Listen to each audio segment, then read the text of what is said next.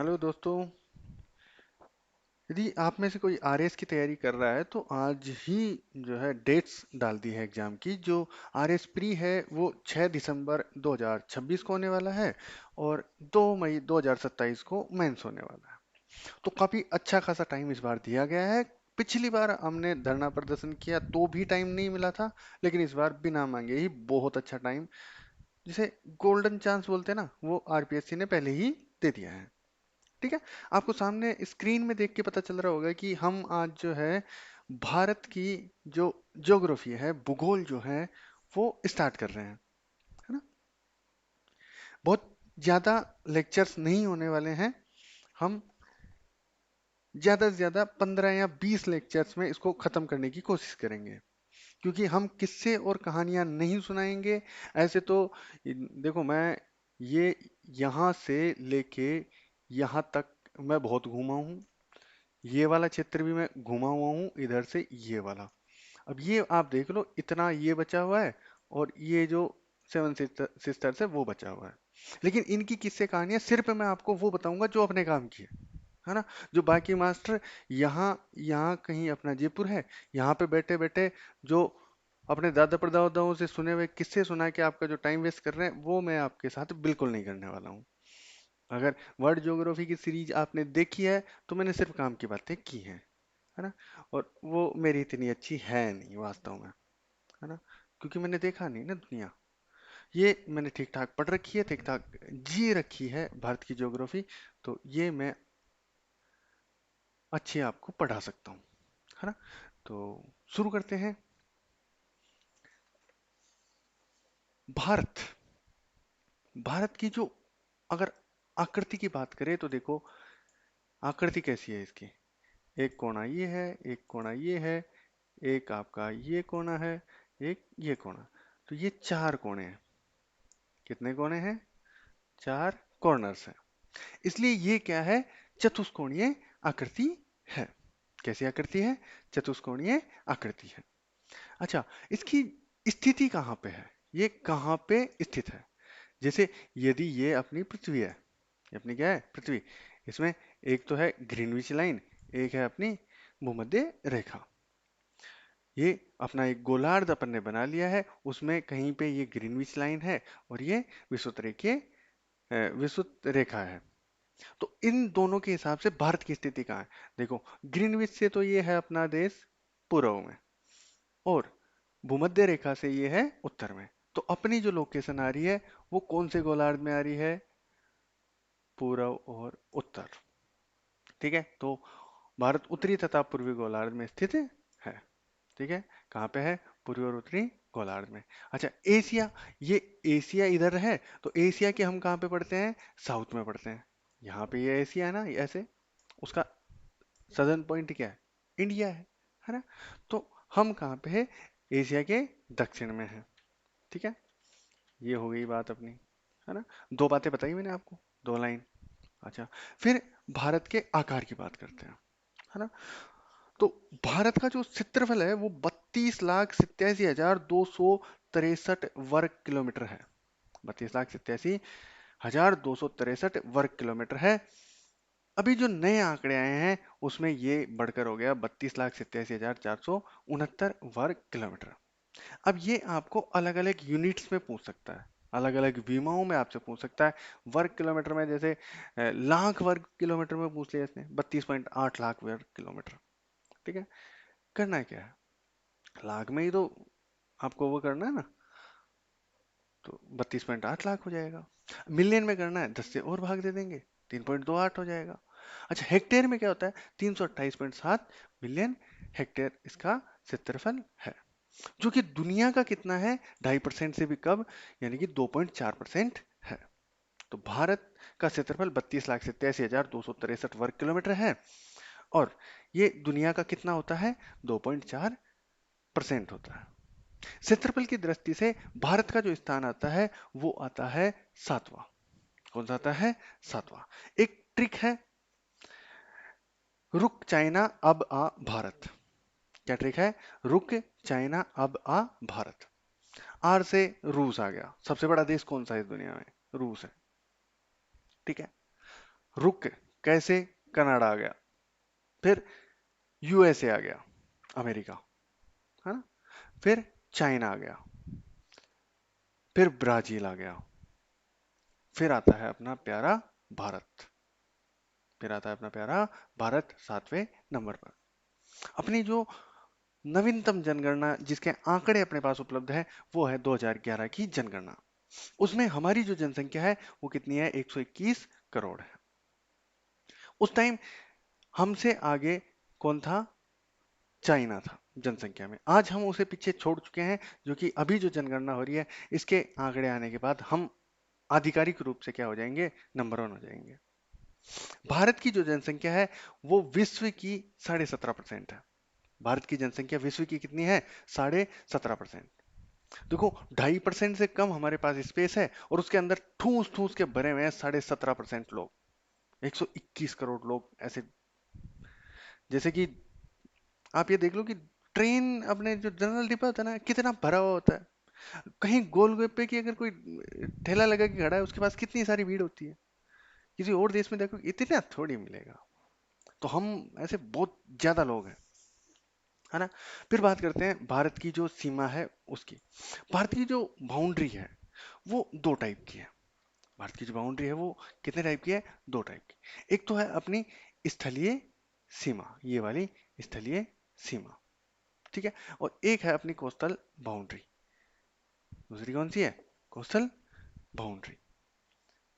तो ये वाली जो सीमा है उसके बारे में हम पढ़ने वाले हैं कि कहाँ कितनी है ना। तो वो देखते हैं हम। भारत की जो सीमा है, स्थलीय सीमा है 15,106.7 किलोमीटर, लगभग 15,200 किलोमीटर आप याद रख सकते हैं। और जो कोस्टल बाउंड्री है, तटीय सीमा जो है वो है 7,516 किलोमीटर, है ना। ये मुख्य भाग की जो है अपनी, ये वाली जो है मुख्य भाग की ये कोस्टल लाइन जो है अपनी बाउंड्री, ये तो है कितनी, 6100 किलोमीटर। कितनी है, 6100 किलोमीटर। और द्वीप वाली जो है वो कितनी है, वो है लगभग 2100 किलोमीटर, 2094 किलोमीटर। ये जो द्वीप है अपने अंडमान निकोबार हो गया या लक्षद्वीप हो गया, तो इनकी यदि बाउंड्री हम ऐड कर लें तो कितने हो जाती है वो, 2094 किलोमीटर, ठीक है। फिर हम बात कर लेते हैं हमारे पड़ोसियों की, है ना। भारत के जो पड़ोसी देश हैं वो कौन कौन से हैं उनके बारे में हम बात कर लेते हैं। तो वापस चलते हैं अपने जो पहला मैप था उसके ऊपर। और देखो, भारत ने बचपन में ही एमबीए कर लिया था। भारत ने क्या कर लिया था बचपन में ही, एमबीए कर लिया था, है ना। अच्छा, बचपन में एमबीए कर लिया था, इसका मतलब क्या है अभी, क्यों कह रहा हूं मैं ऐसा बचपन में एमबीए कर लिया था। बी से बांग्लादेश, है ना, च से चाइना, प से पाकिस्तान, न से नेपाल। ये तो हो गया बचपन। बचपन में क्या कर लिया, एमबीए कर लिया। क्या कर लिया, एमबीए। म्यांमार, फिर बी से भूटान, ए से अफगानिस्तान, और एस से श्रीलंका, जो कि मैंने लिया ही नहीं नाम, है ना। कोई बात नहीं, तो श्रीलंका का आपको पता ही है ना। लेकिन हम अभी बात कर रहे थे यहाँ पे कि हमारी बाउंड्री किस किस से साझा हो रही है, इसलिए श्रीलंका की बात नहीं की। श्रीलंका से अपनी डायरेक्ट बाउंड्री नहीं है ना, बीच में अपना समुद्र आ जाता है ना, पाक जनसंधि आ जाती है। ये सब चीजें हम देखेंगे, चलो अभी तो जो बात कर रहे हैं उसी को कंप्लीट करते हैं, है ना। तो बचपन में एमबीए से आप ये देखोगे कि अपनी जो स्थल सीमा है वो किस किस देश से टच हो रही है। हमारे पड़ोसी देश कौन कौन से हैं जो कि हमारे घर के, हमारी जो स्थलीय बाउंड्री है उससे जो 15,200 किलोमीटर जो मैंने अभी आपको बताई है, वो बाउंड्री जो हमसे साझा कर रहे हैं, वो देश कौन से हैं, बचपन में एमबीए वाले देश हैं। जो अपना बांग्लादेश है, इसके साथ हमारी जो बाउंड्री है वो सबसे ज्यादा है। आपको देखने में लग सकता है कि भाई चीन के साथ या पाकिस्तान के साथ हमारी जो बाउंड्री है वो बांग्लादेश से ज्यादा है, लेकिन ऐसा नहीं है। चीन यहाँ से स्टार्ट हो जाता है, इधर से यहाँ तक, लेकिन ये बीच में नेपाल, फिर यहाँ पे भूटान, है ना, फिर इधर से ऐसे। तो चीन की उतनी नहीं है जितनी बांग्लादेश की है। बांग्लादेश को हम क्या है, पूरी तरह से घेर रखे हैं। हर तरफ से हमने क्या कर रखा है, घेर रखा है बांग्लादेश को, है ना। तो बांग्लादेश के साथ लगभग 4100 किलोमीटर, 4096.7 किलोमीटर, जो कि सबसे लंबी बाउंड्री है ना। तो ये सबसे ज्यादा चिपकू पड़ोसी देश कौन सा है? बांग्लादेश है ना। अब तो चलो यहाँ की सत्ता परिवर्तन वगैरह हो गई, तो ये थोड़ा सा ऐसे आंख वाँख दिखाने लग गए। दिखाने वाले कोई और थे लेकिन दिखा कोई और रहा है। चलो कोई नहीं, वो छोड़ो, राजनीतिक बातें हैं, हम तो भूगोल पढ़ रहे हैं, है ना। तो बांग्लादेश हो गया।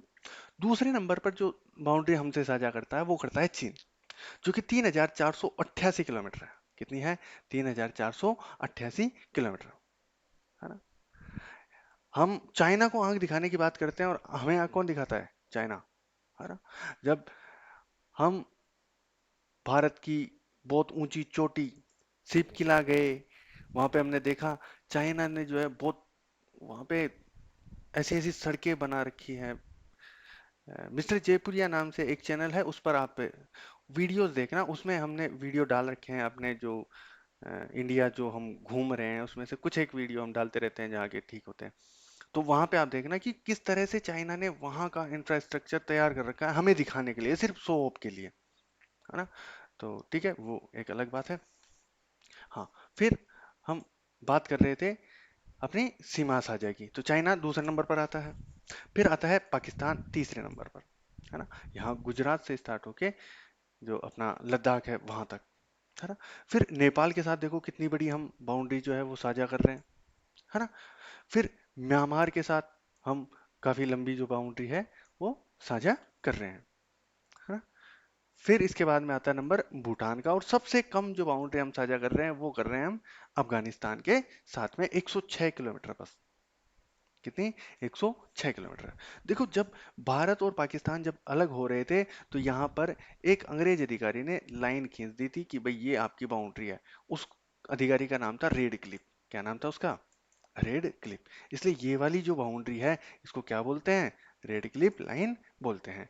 और बांग्लादेश के साथ है उसको भी क्या बोलते हैं? रेड क्लिफ लाइन ही बोलते हैं। ठीक है।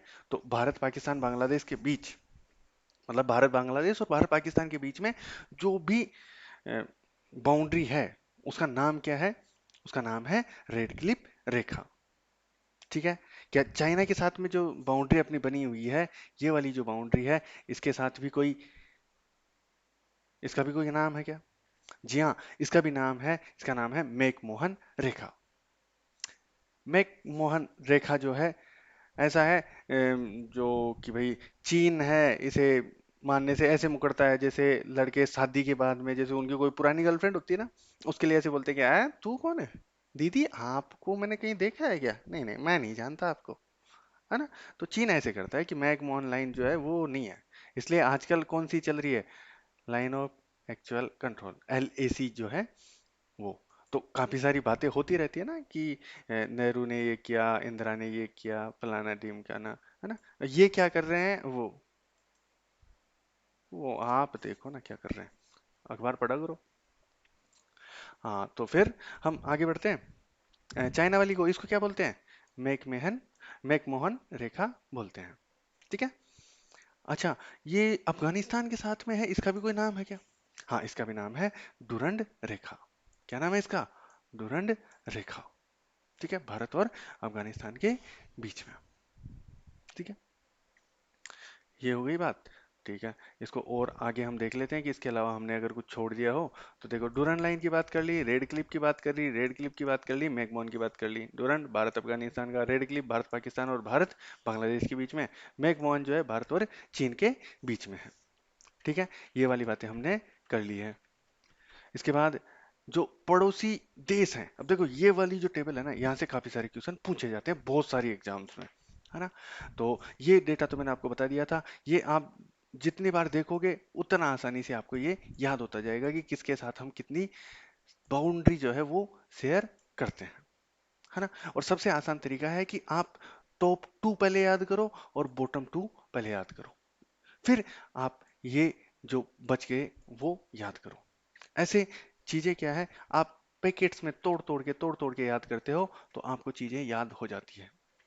और अप्रोक्स याद करो, अप्रोक्स में ही आप चीजें अच्छे से याद कर पाते हो। बांग्लादेश के साथ लगभग 4100 है, 41,4100। तो फिर वो 4,096.7 किलोमीटर आपको अपने आप जो है टाइम के साथ जितनी बार आप देखोगे। अब ऐसा तो है नहीं कि एक बार आपने एक क्लास ले ली, उसके बाद आप एग्जाम देने चले जाओ सीधा 5 महीने 6 महीने बाद, और आप क्वेश्चन सही कर दो। ऐसा तो हो ही नहीं सकता ना। ह्यूमन नेचर होता है भूलना। तो आप भूलोगे, मैं भूलूंगा, सब भूलेंगे। लेकिन यदि ये वाली चीज आप गजनी वाली मेमोरी से परमानेंट मेमोरी में लेके चले जाते हो, आपकी जो शॉर्ट टर्म मेमोरी है वहां से लॉन्ग टर्म में लेके चले जाते हो, तो आप ये कभी नहीं भूलोगे। जैसे आप अपना नाम कभी नहीं भूलते, है ना। इसलिए आपको बार बार देखना पड़ेगा। बांग्लादेश के साथ 4,096.7 किलोमीटर, चाइना के साथ 3488 किलोमीटर। ठीक है, अब 3,488 बोलोगे तो आपके लिए थोड़ा सा ऐसे होगा कि 3,488 लंबा लगेगा ना। 3488 बोलो इसको, है ना।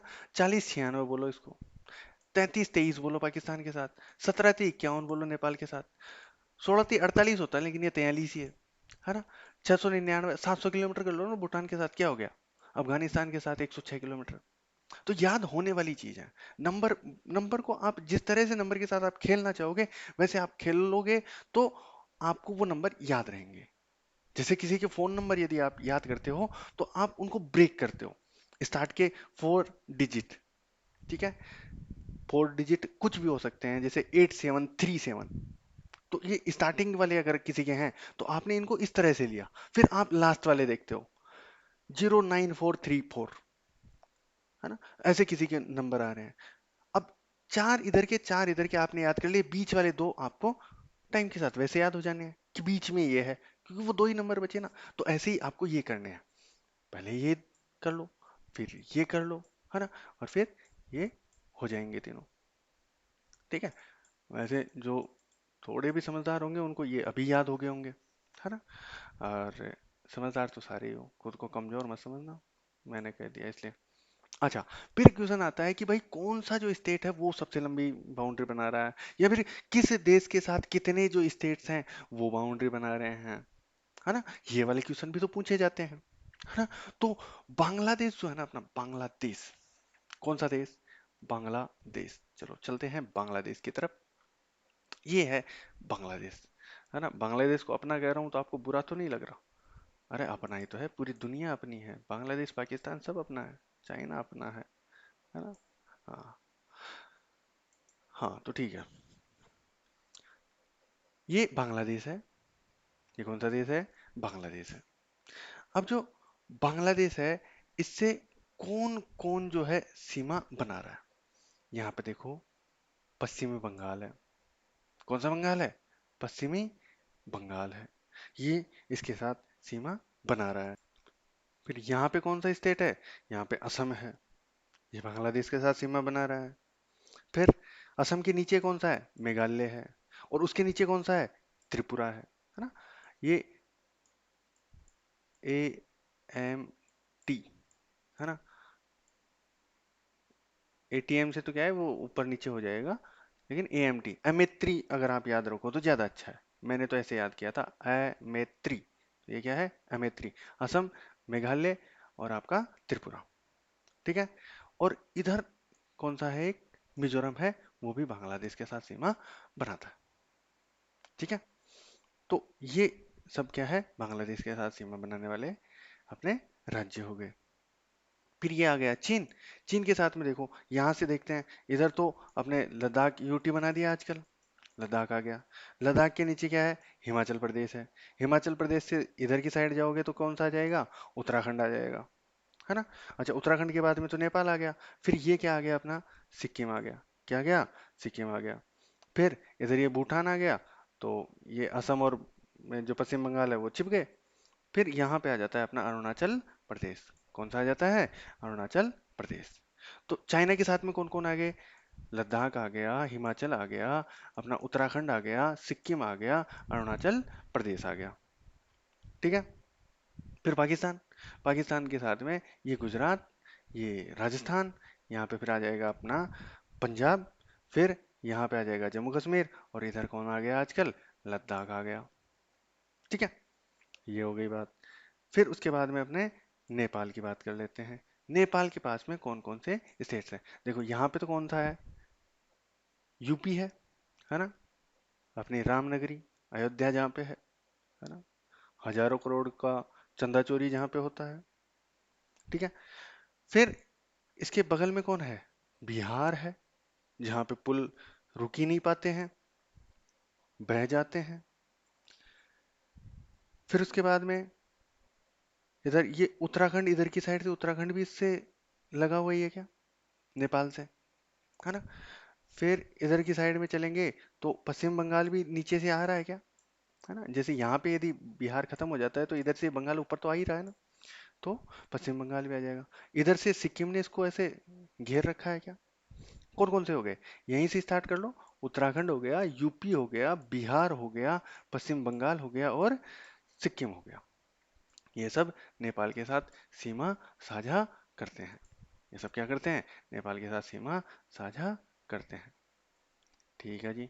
अब भूटान की बात करेंगे अपन। भूटान, ये लो जी, भूटान की बात कर लेते हैं। ये है भूटान, छोटा सा देश है एक। इधर से देखो सिक्किम इसके टच हो रहा है। कौन टच हो रहा है, सिक्किम टच हो रहा है। इधर नीचे से जाके ये देखो, यहाँ से पश्चिमी बंगाल इससे टच हो रहा है ना। जो अपनी चिकन नेक है वो, है ना। फिर इधर ये वाला जो आता है, ये वाला कौन सा आ जाता है, ये असम आ जाता है। तो ये सबसे लंबी जो बाउंड्री यदि भूटान के साथ कोई जब बना रहा है तो वो कौन है, असम है ना। फिर इधर से आ जाता है अपना अरुणाचल प्रदेश का भी थोड़ा सा पार्ट। कौन आ जाता है, अरुणाचल प्रदेश का भी थोड़ा सा पार्ट। और थोड़ा सा जो है मिजोरम भी इससे मिला हुआ है। ठीक है। थोड़ा सा कौन है, मिजोरम है, वो भी भूटान के साथ सीमा साझा करता है। ठीक है। फिर रहता है एक अफगानिस्तान, जो 106 किलोमीटर की बाउंड्री शेयर करता है, वो करता है लद्दाख के साथ। किसके साथ करता है, लद्दाख के साथ करता है। अच्छा, मैं आपको साथ ही साथ कुछ चीजें और बता देता हूँ जो कि मुझे शुरुआत में बतानी चाहिए थी, वो मैंने अभी बताई नहीं है। देखो, इंडिया जो है ये चतुष्कोणीय संरचना मैंने आपको बताई थी, है ना। तो ये कोणे है कौन कौन से, ये कोणे है कौन कौन से। देखो, भारत जो है कहाँ से स्टार्ट हो जाता है, ये इंदिरा पॉइंट है।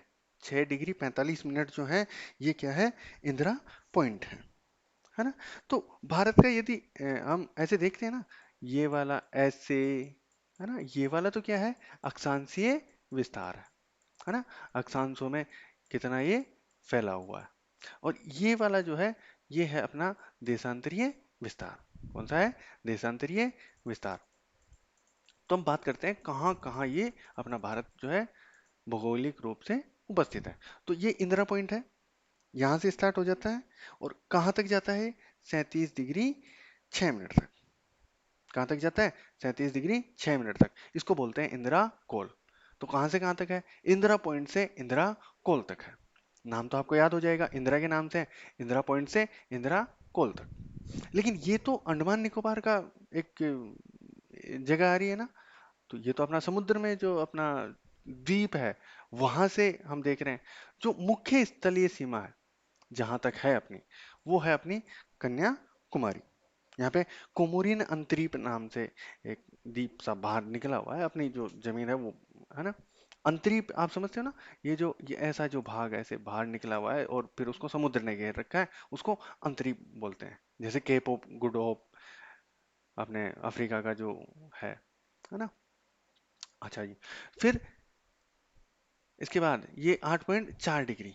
तो अपनी मुख्य अक्षांश की यदि बात करें, है ना, मुख्य स्थलीय भाग 8 डिग्री 4 मिनट से 37 डिग्री 6 मिनट तक है। 8 डिग्री 4 मिनट से 37 डिग्री 6 मिनट तक है। तो ये जो आपको नंबर है वो आपको याद होने ही चाहिए, याद होने चाहिए, याद होने ही चाहिए। भारत का अक्षांशीय विस्तार 6 डिग्री 45 मिनट से 37 डिग्री 6 मिनट तक है। मुख्य भूमि की यदि बात करें तो 8 डिग्री 4 मिनट से 37 डिग्री 6 मिनट तक है। ठीक है। ऐसे ही देशांतरीय विस्तार गुजरात में 68 डिग्री 7 मिनट से, जहां गांव का नाम है गुहर मोती, जिला पड़ता है कच्छ, है ना। गुजरात का गुहर मोती, जिला कच्छ। 68 डिग्री 7 मिनट से यदि पूर्व की ओर चलेंगे तो पूर्व का सबसे जो छोर आएगा वो आएगा किबिथु गांव। कौन सा आएगा? किबिथु गांव। 97 डिग्री 25 मिनट पे अंजाव जिला है अरुणाचल प्रदेश का। दोस्तों, यूपीएससी में ये क्वेश्चन पूछा हुआ है प्री में कि भारत का देशांतरी विस्तार कहाँ से कहाँ तक है, या फिर कोने के जो है पॉइंट्स कहाँ तक है ना। और वहाँ पे अरुणाचल प्रदेश, गुजरात, राजस्थान ऐसे ऑप्शन दे रखे थे। तो आप ये मत सोच लेना कि राजस्थान सबसे पश्चिम में है, गुजरात जो है वो ज्यादा पश्चिम में है। ठीक है। तो ये वाला जो नंबर है, ये देखो ग्रीनविच लाइन से आ रहा है, इसलिए ये इधर को ऐसे आ रहा है ना। अब ये वाली जो देशांतर रेखाएं है ना, वो अपने को जो टाइम जोन है ना वो डिसाइड करने में काम आती है। किसमें काम आती है? टाइम जोन डिसाइड करने में काम आती है। तो अब देखो अपना यहाँ से यहाँ तक ऐसे फैला हुआ है। देखो भारत का यदि अक्षांशीय विस्तार देखें तो 3214 किलोमीटर है। कितना है? 3214 किलोमीटर है। और देशांतरी विस्तार की बात करें तो 2933 किलोमीटर है। अब यहाँ से यहाँ तक जो टाइम का डिफरेंस आता है ना, वो आ जाता है 2 घंटे का। कितने घंटे का? 2 घंटे का। यहाँ पे सूर्योदय होगा 4 बजे, यहाँ पे सूर्योदय होगा 6 बजे। तो ये 2 घंटे का गैप फुलफिल करना पड़ेगा। अलग अलग टाइम जोन अपने पास है नहीं, अपन ने एक ही बना रखा है। तो वो हमने जो 82.5 डिग्री वाली जो ये देशांतर है उसको चूज किया, और उससे हमने लिया है भारत का मानक समय। कौन सा? भारत का मानक समय। जो जीएमटी है ना, ग्रीनविच मीन टाइम, उससे 5.5 घंटे आगे है। कितना है? 5.5 घंटे उससे आगे है। ठीक है। अच्छा जी। और इसको क्या बोलते हैं? मानक याम्योत्तर बोलते हैं। ये मिर्जापुर के नैनी से जाता है। मिर्जापुर के कहाँ से जाता है? नैनी से जाता है ना। अच्छा, ये देखो एक ये क्या जा रही है? ये कर्क रेखा जा रही है क्या? ये क्या जा रही है? कर्क रेखा। और ये 82.5 डिग्री है ना। कर्क रेखा के बारे में भी हम बात करने वाले हैं कि कहाँ से जा रही है, कौन कौन से स्टेट से जा रही है ना। वो सब चीजें भी आपको याद करनी पड़ेगी, वो करवाते हैं अभी। पर अभी हमने बात स्टार्ट की है 82.5 डिग्री की, है ना। तो ये प्रयागराज के पास से नैनी एक जगह है मिर्जापुर में, वहां से गुजरता है ना। और ये कितने स्टेट से गुजरता है? भारत के 5 स्टेट से गुजरता है। यहाँ पे देखो यूपी आ गया। यूपी आ गया ना। यूपी के नीचे आप पहुंचोगे, एमपी आएगा, फिर छत्तीसगढ़ आएगा, उसके बाद यहाँ से उड़ीसा आएगा, और सबसे लास्ट में यहाँ पे क्या आएगा? आंध्र प्रदेश। यूपी, एमपी, छत्तीसगढ़, उसके बाद में उड़ीसा, उसके बाद में आपका आंध्र प्रदेश। ठीक है।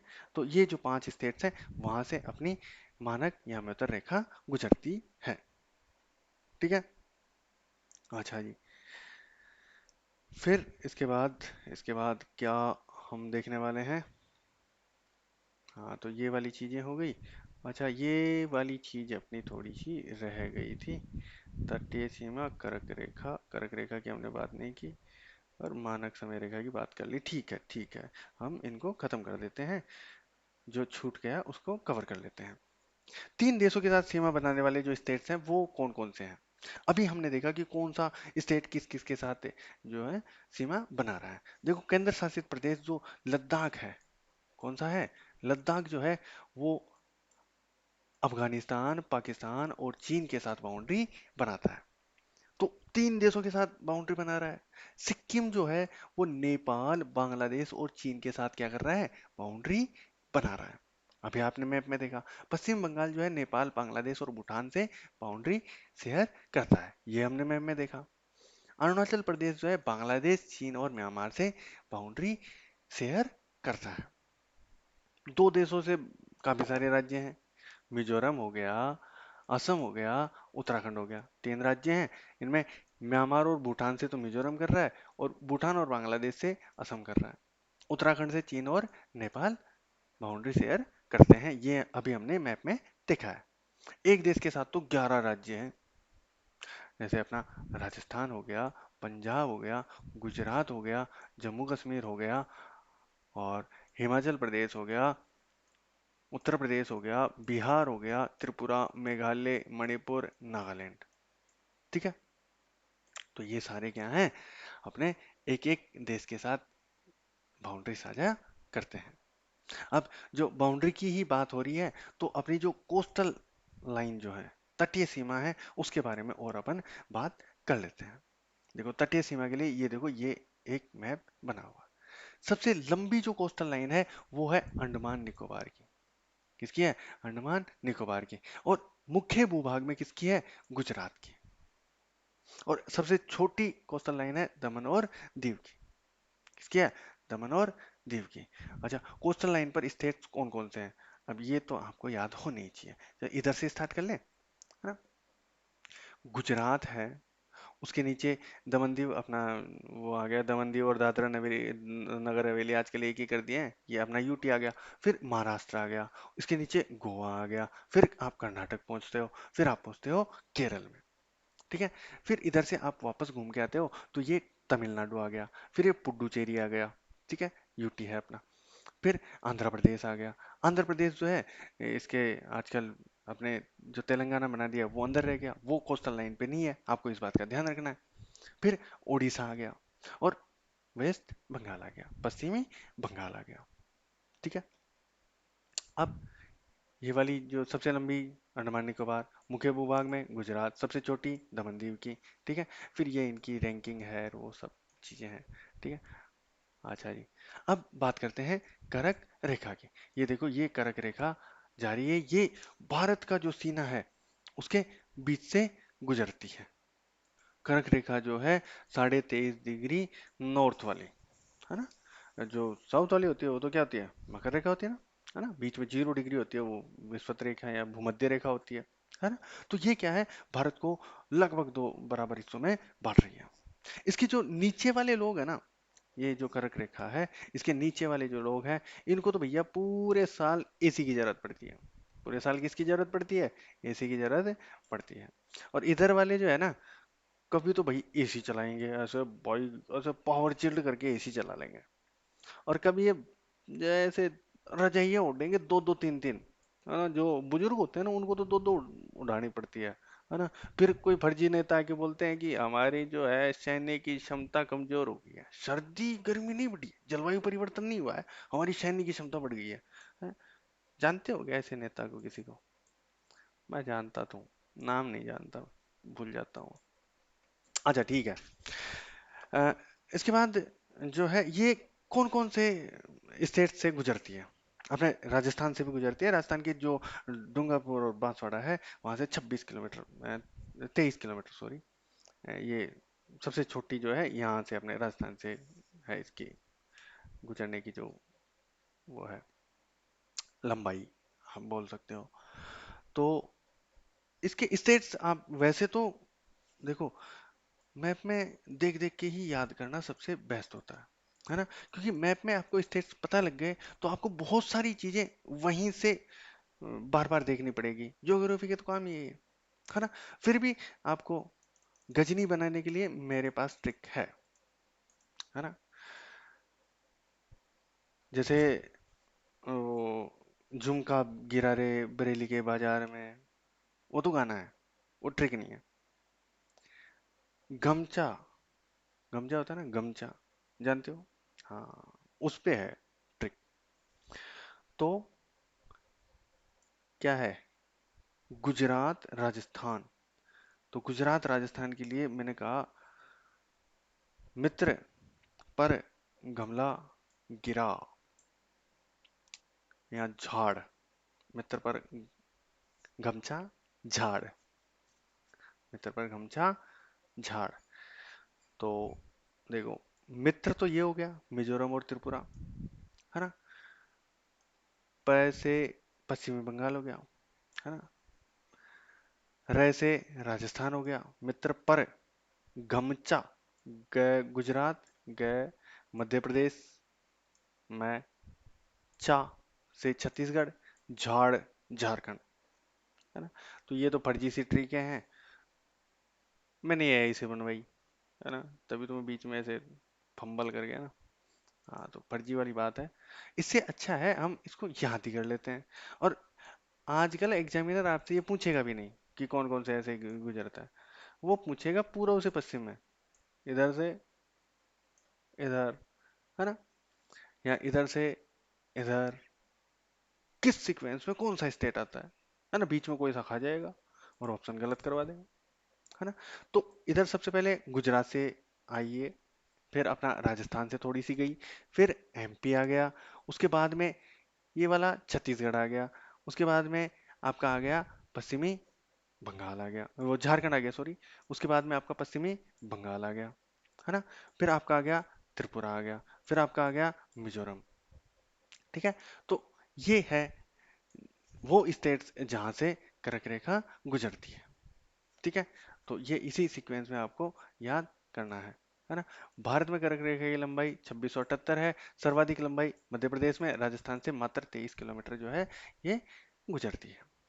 ठीक है, दक्षिण भारत उष्ण कटिबंधीय क्षेत्र में मैंने आपको बताया, यहाँ पे क्या करते हैं, हमेशा एसी चला के रखते हैं लोग, है ना, क्योंकि उष्ण कटिबंधीय है तो वो पूरी तरह से मौसम नहीं बन पाते, सर्दी वहाँ पे बन ही नहीं पाती, है ना। उत्तर भारत उपोष्ण या कोष्ण शीतोष्ण कटिबंधीय क्षेत्र है, इसलिए यहाँ पे सर्दी भी पड़ती है, गर्मी भी पड़ती है, बारिश तो होती है।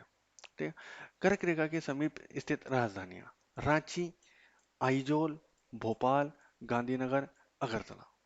ठीक है, रांची किसकी है, झारखंड की है, रांची किसकी, आइजोल मिजोरम की है, आइजोल किसकी है, मिजोरम की है, भोपाल किसकी है, एमपी की है, गांधीनगर किसकी है, गुजरात की है, अगरतला किसकी है, अगरतला किसकी है, त्रिपुरा की है। ये जो सेवन सिस्टर्स की जो राजधानी है ना, ये आप याद करना बैठ के आज, आपका होमवर्क है आज ये। अरुणाचल प्रदेश जो है उसका ईटानगर है, अरुणाचल प्रदेश की कहाँ है, ईटानगर। असम की कहाँ पे है, असम की है दिसपुर। मणिपुर की कहाँ पे है, मणिपुर की है इम्फाल, है ना। नागालैंड रह गया ना एक, नागालैंड की है आपके कोहिमा, है ना। बाकी मैंने आइजोल आपको बताई दी है, मिजोरम की, अगरतला, त्रिपुरा की। ठीक है, अरुणाचल प्रदेश ईटानगर, मणिपुर इम्फाल हो गया, असम का दिसपुर हो गया, मेघालय का शिलोंग हो गया, मिजोरम आइजोल आपको बताई दिया, नागालैंड कोहिमा, है ना। त्रिपुरा की क्या है आपकी, अ, अगरतला जो है वो त्रिपुरा की है। ठीक है, अच्छा जी, तो ये आपको याद करनी पड़ेगी, आपसे यहाँ से पूछा जाता है जो छोटे एग्जाम्स होते हैं उसके अंदर, है ना। बड़े एग्जाम्स में थोड़ा सा यही जो चीजें हैं उनको थोड़ा सा ऐड करके कंबाइन करके पूछ लेते हैं, है ना। और ये कर्क रेखा से अगर आपको क्वेश्चन बनाने के लिए इजी क्वेश्चन बनाने के लिए दे देंगे, तो आपको ऐसे स्टेट्स के नाम आप पूछ लोगे कि कौन से गुजर रहा है ना। आप ये पूछ लोगे कि भारत का कर्क रेखा के उत्तर वाला जो क्षेत्र है वो कैसा है, और वहाँ की जलवायु कैसी है, और दक्षिण जो भारत है उसकी जलवायु कैसी है, आप ऐसे पूछ लोगे।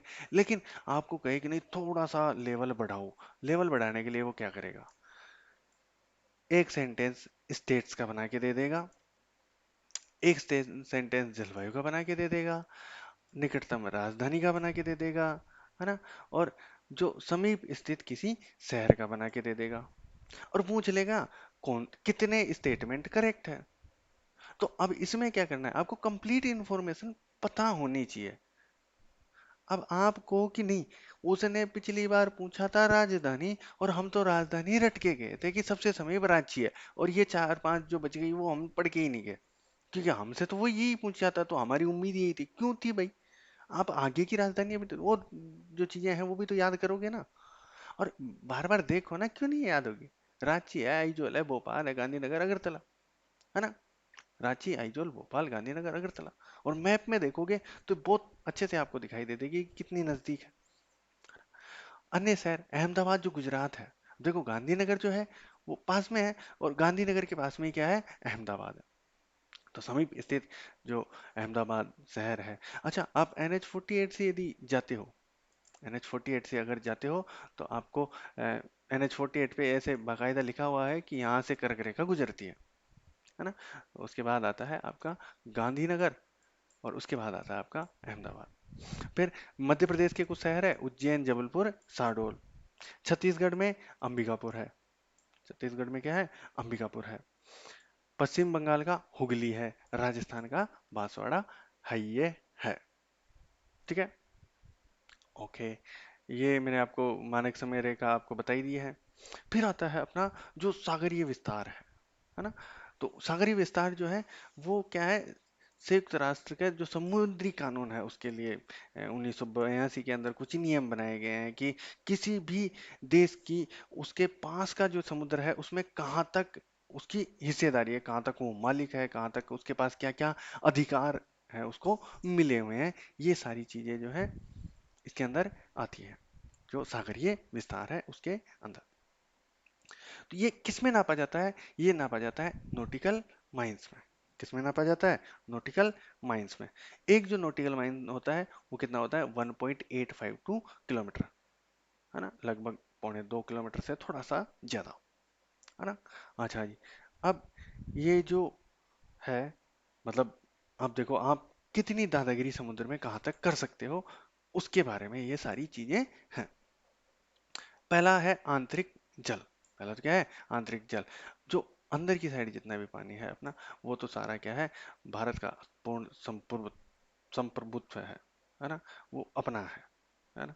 ये वाला जो आ रहा है, ये जो है वो तो सारा क्या है, अपना है। फिर आता है सीमावर्ती सागर। कौन सा आता है, सीमावर्ती सागर। जो सीमावर्ती सागर है इस पर भारत का एकाधिकार है, परंतु निर्दोष गमन की अनुमति। भारत का वायु क्षेत्र में अधिकार भी यहीं तक है। जो सीमावर्ती सागर है वहीं तक अपना एकाधिकार है। ठीक है। फिर आता है अपना संलग्न क्षेत्र। कौन सा आता है, संलग्न क्षेत्र, जो कि 24 नॉटिकल माइल्स तक है। ये देखो, ये तो 12 नॉटिकल माइल्स तक आ रहा था पहला, जो अपना सीमावर्ती है वो। फिर संलग्न क्षेत्र है वो कितना है, अपना 24 नॉटिकल माइल तक है। और इसमें वित्तीय अधिकार मतलब सीमा शुल्क लगा दिया, वसूली वगैरह वगैरह कर ली। फिर अनन्य आर्थिक क्षेत्र कौन सा है, अनन्य आर्थिक क्षेत्र, ये है 200 नॉटिकल माइल्स तक। यहाँ पर हम हमारे द्वीप बना सकते हैं। अब हम तो क्या है, देखो ऐसे फालतू काम थोड़ी करते हैं, है ना। हम कुछ और ही करते हैं, नेताओं के बच्चे जो हैं उनके पीछे घूमो, उनकी जिंदगियां बनाओ, एथेनॉल ब्लेंडिंग करो, है ना। ये एक स्कीम है, ऐसी हजारों स्कीम्स बनाओ जिससे हर नेता का बच्चा जो है वो चाहे कैसा भी हो उसका भविष्य बहुत अच्छा बन पाए। हम वो करने में बिलीव करते हैं। यहाँ पे द्वीप बनाने के लिए आपको पता है, इधर से मिट्टी उठा के वो, है ना, इधर डालनी पड़ेगी, बनानी पड़ेगी, है ना, काफी खर्चा आएगा, है ना। 2.5% जमीन है अपने पास, उसमें 17.5% तो 2011 में हो गए थे, है ना। अब कितने हैं ये तो डेटा ही नहीं है ना। तो हम नई जमीन बनाने को, ना ना, उससे क्या होगा, उससे नेताओं के बेटों का भला नहीं होगा, इसलिए हम वो काम तो नहीं करेंगे, है ना।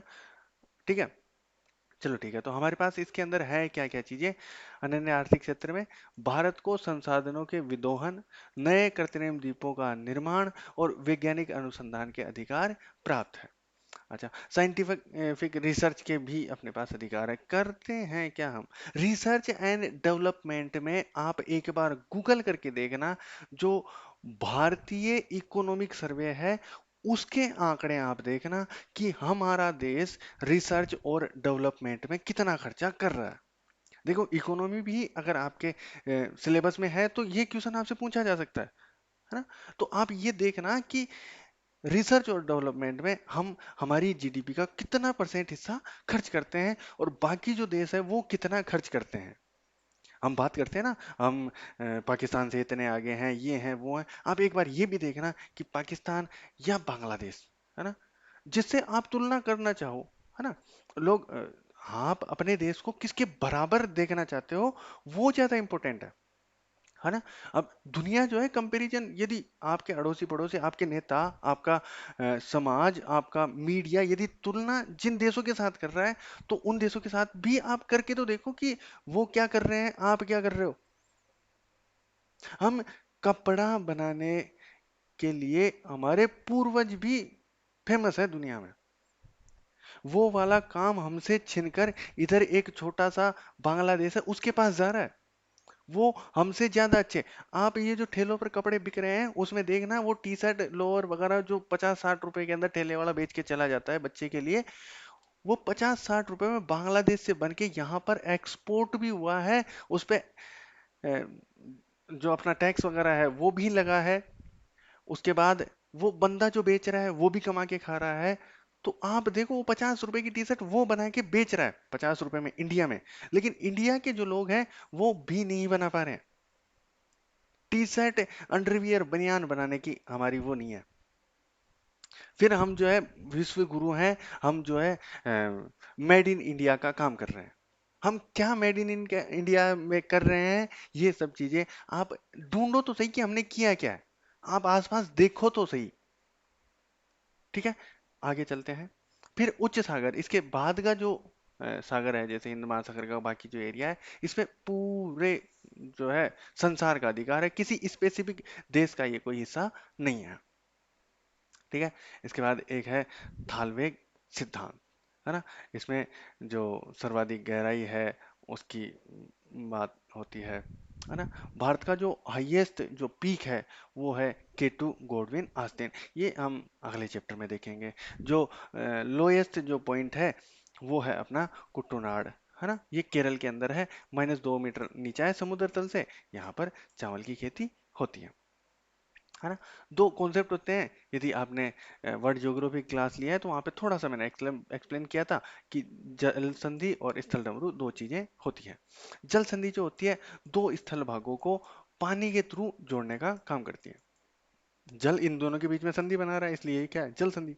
स्थल डमरू, दो स्थल भाग आपस में स्थल से जुड़े हुए हैं और उनके दोनों तरफ क्या है, पानी है, उसको बोलते हैं स्थल डमरू। ऐसे ही अपने श्रीलंका और भारत जो है उसके बीच में है पाक जल संधि, जिसकी अभी थोड़ी देर पहले मैंने बात की थी। पाक की खाड़ी को बंगाल की खाड़ी से जोड़ता है, भारत और श्रीलंका के मध्य है। इधर है आपके ये पाक पाक स्ट्रेट, ये है बे ऑफ बंगाल। ठीक है, ये है आपका एडम्स ब्रिज, इसको बोलते हैं आदम सेतु। फिर भारत का मध्य समुद्र तल जो है पहले कहाँ से लिया जाता था, उसके बाद कहाँ से लिया जाता था, अब कहाँ से लिया जाता है, ये सारी चीजें हमारे पास ये लिखी हुई है। तो आजादी से पहले तो कराची से लेते थे क्योंकि कराची भारत का ही हिस्सा था। फिर स्वतंत्रता के बाद में कहाँ से लेने लग गए, मुंबई से लेने लग गए। उसके बाद में अब जो है चेन्नई से लिया जाता है ना। भारत सर्वेक्षण विभाग जो है वो मध्य समुद्र तल का निर्धारण करता है। विभिन्न क्षेत्रों की ऊंचाई मध्य समुद्र तल से मापी जाती है। जैसे जयपुर जो जहाँ पे मोस्टली मेरे सब्सक्राइबर्स हैं वो 400 मीटर के आसपास यहाँ पर अपन हैं। जो मध्य मध्य समुद्र तल है उससे ऊंचाई 400 मीटर के आसपास है, 401, 402, 405 मीटर ऐसा कुछ होगा जो प्लेन है। फिर उसके ऊपर आपके जो पहाड़ है, जो अरावली की पहाड़ियां हैं, उनकी हाइट जो आप देखते हो वो आ रही है ना। तो वो सारी चीजें हैं। फिर उपमहाद्वीप, है ना। उपमहाद्वीप क्या होता है, जो कि किसी महाद्वीप का वह भाग जो भौगोलिक दृष्टि से अपनी एक पृथक पहचान रखता हो उसको क्या कहते हैं, उपमहाद्वीप, है ना। भौगोलिक रूप से अलग से पहचान रखता हो। अपना जो भारत है इसको देखो, ऊपर क्या है, हिमालय, और इसके पूर्व में क्या है, आपके जो अराकन योमा पर्वत जो है वो आ जाता है ना। फिर दक्षिण जो है उसके अंदर हिंद महासागर आ जाता है, और उधर भी हिंदू कुश पर्वत जैसे काफी पर्वत वगैरह है ना। तो इसलिए ये क्या है, एक उप महाद्वीप की संज्ञा जो है भारत को मिली हुई है। तो क्योंकि भारत के उत्तर पश्चिम, उत्तरी तथा पूर्वी भाग में पर्वत श्रेणियां स्थित है। ठीक है, जैसे कि सुलेमान, हिंदू कुश, हिमालय, पूर्वांचल, अराकन योमा भारत के दक्षिण भाग में हिंद महासागर स्थित है। तो ये भौगोलिक रूप से क्या है, एशिया से अपने जो भारत है उसको अलग कर रहा है ना। और सिर्फ भारत ही नहीं, भारतीय उपमहाद्वीप में और भी देश आते हैं। कौन कौन से देश आते हैं, ये एनसीईआरटी के हिसाब से आपको ध्यान रखना है। भारत, पाकिस्तान, नेपाल, भूटान, बांग्लादेश, श्रीलंका और मालदीव, ये जो देश हैं ये किस में आते हैं, भारतीय उपमहाद्वीप में आते हैं।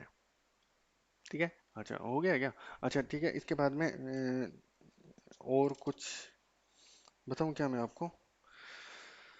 इसके बाद अपनी जो कोस्टल लाइन है ना उसके फायदे और नुकसान मैं आपको बता देता हूँ, है ना। जो तटीय सीमा है ना, और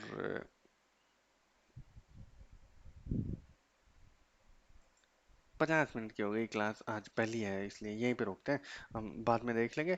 तो ठीक है, अगर आपको अच्छा लगा हो तो अपने दोस्तों को भेजो जो इंडियन ज्योग्राफी पढ़ रहे हो, और जिनको ऐसा लगता है कि मुझे पढ़ने में ज़्यादा टाइम लग जाता है क्योंकि मास्टर जो है इधर उधर की कहानियाँ ज़्यादा सुनाने लग जाता है। मैं सिर्फ रिलेटेबल चीज़ें बताऊंगा जो कि आपके काम आनी है, आपके जीवन में काम आनी है, आपके एग्जाम में काम आने वाली है ना। और आपको थोड़ी सी राजनीतिक बातें हो सकता है बीच बीच में मिल जाए, कोशिश करूंगा ना करूं मैं, लेकिन फिर भी अगर बीच बीच में आपको मिल जाती है तो वो आपको एक अच्छा इंसान बनाने के लिए, आपको समाज को किस नज़र से देखना चाहिए वैसा बनाने के लिए मैं बीच बीच में बोल सकता हूँ। Thank you for watching.